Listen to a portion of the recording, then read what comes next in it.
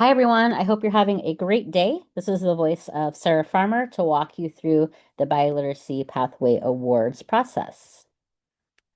First, you probably received this email that shares what it is, what it's about. This is our third year for preschool that we've been working on providing this opportunity for our students.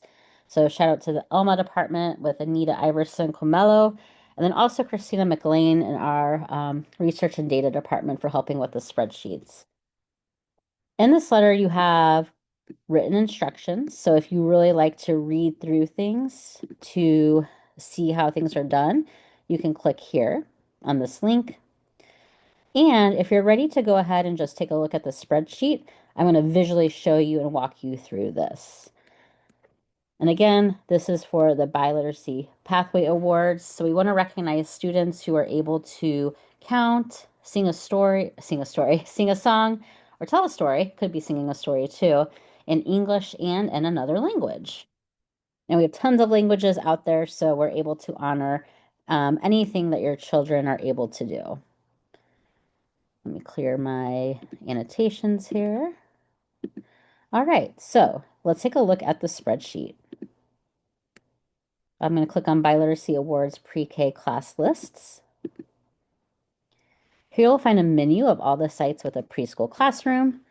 I'm going to pretend that I am the teacher at Garfield. Shout out to Miss Frida. So I'll click on Garfield. Each site has two tabs. You can see here at the bottom, there is a locked tab for your site and Garfield Preschool, and then there is a not locked tab. You're going to be using the tab for your school and your class right here. So pretending I work at Garfield as a teacher, clicking on Garfield Preschool. What's amazing is columns A, B, C, and D all populate for you. So you don't even need to edit these. You have all your students in column E. So let's say I'm going through my students and thinking about what they are able to demonstrate. And I'm going to look at Carlos here as an example. Carlos was able to sing a song to me in his first language, which is Spanish. So I'm going to mark that he was able to do that.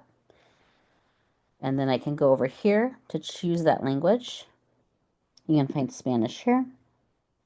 And then Carlos is also able to count in English for our class and to me. So I'm going to mark this as well. So he is now eligible to receive a Biliteracy Pathway Award. All of your students are listed here. They may not all earn it, but if they do, you can find their names here.